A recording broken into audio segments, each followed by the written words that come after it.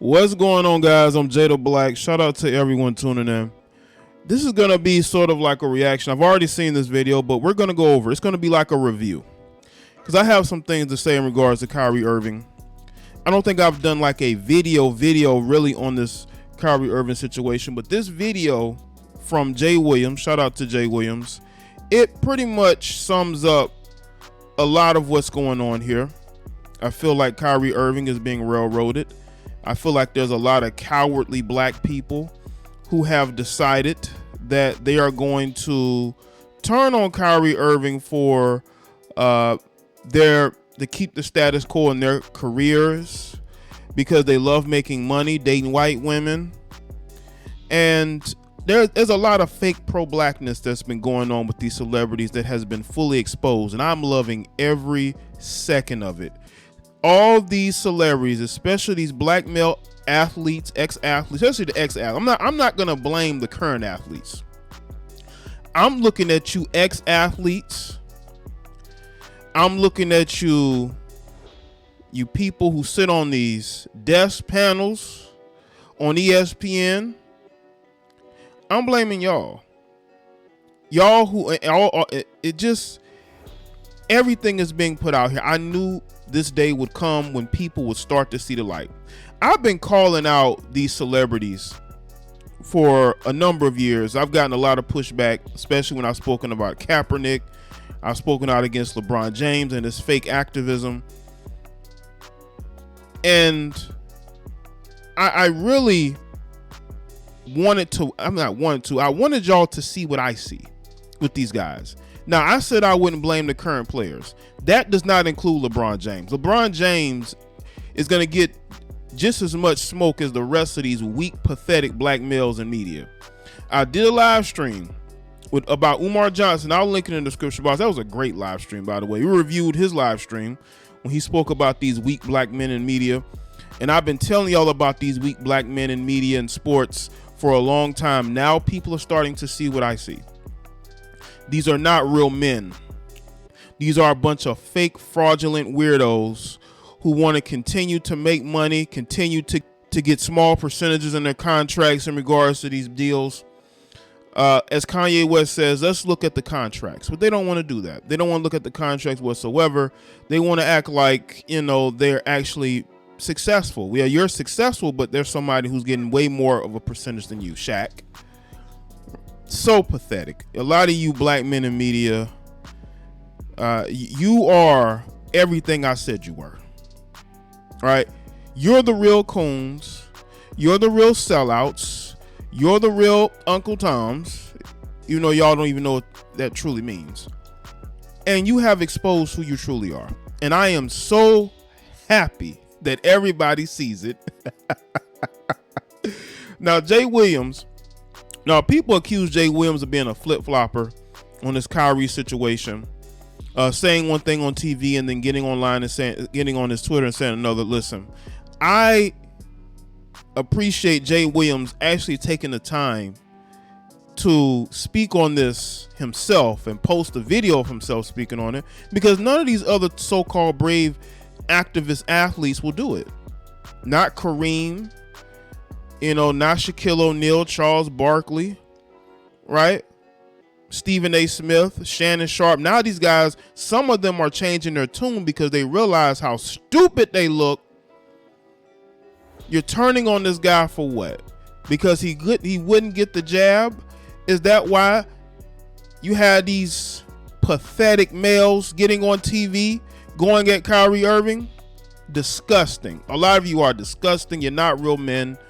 You're a bunch of beta males who are getting a pat on the head from your real slave masters to go out there and make a complete fool of yourself. So let's get into this video. It's absolutely sickening and disgusting. Let's get into this video. I approach it with a state of empathy, right? Regardless of what color, what creed. Let's go over what he said in his tweet, because I retweeted this. He says, Kyrie Irving thoughts. I do not take the position that I speak for all black people. I speak for myself and my experiences. I come to the table with my sword down. I come to the table to engage in dialogue with empathy. We have to continue to exchange. What race you are, I look at people as human beings. I think that's important. But life is always about taking a stand and holding principles. So I want to explain what I feel like my stance is as a black male in this world, okay? And conversations that I've had with my brothers and sisters in the black community. And I want you guys to empathize with it and hear me on it. So when I hear what Kyrie Irving has to go through in order to be reinstated, I'm appalled. I'm appalled. I'm appalled as well. And what he's referring to is that the Brooklyn Nets gave Kyrie Irving a list of things to do in order to be reinstated back on. Not Adam Silver. It was the Brooklyn Nets owner who decided to do this. Or with the NBA, they call them governors, whatever. All that political correctness for you to steal, whatever. And you have to go and meet with Jewish rabbis. You know, you have to repent and beg for forgiveness, basically begging for forgiveness from the Jewish community, and some other things as well. And the fact that they can do this and think that they can get away with it legally is just the gall of these people. All right, the Nets are not even a winning organization. What championships have they won to have to be this arrogant to tell one of their players? Because by the way, the NBA Player Association is supposed to be one of the strongest player associations in sports, right? The players are in charge, right? Especially the Player Association. But obviously they have not come to Kyrie Irving's defense whatsoever, because a lot of them don't really care about other black men. They just care about their pockets. All right. And let me give you examples of how I feel like we don't have the same energy and hold other people who have dealt with racial tropes accountable. So when Sarah Silverman does blackface, or when Don Imus says nappy-headed hoes, or when Howard Stern calls somebody the N-word in the skit, or when Brett Favre takes money from the state of Mississippi, we don't ask them to get sensitivity training. No, we don't. And by the way, Howard Stern had the nerve to call Kyrie Irving a moron. But Howard Stern, how many times have you disrespected and made fun of black people? Howard Stern, you loser, you has been, right? How many times have you made fun of black people and gotten away with it? Sarah Silverman, the same thing. They can put on blackface and say the N-word, and all they have to do is apologize. They don't have to do a list of repentance. See, that's what happens when you're in a certain group, when you're part of a certain tribe. You can get away with that. But when you're in another tribe that actually has more similarities than not, they say, no, you're gonna have to do all these different things, which is absolutely ridiculous. And if Kyrie Irving is smart, he will get a lawyer and say, nah, I'm not doing that. You're going to either allow me to play or we can take this to court. You got to play hardball with these people. You can't let these people push you around, because they'll do this again. All because he reposted an Amazon documentary, or a documentary that was on Amazon's platform. Is Jeff Bezos having to apologize? No. It's fake outrage. I'm sick and tired of it.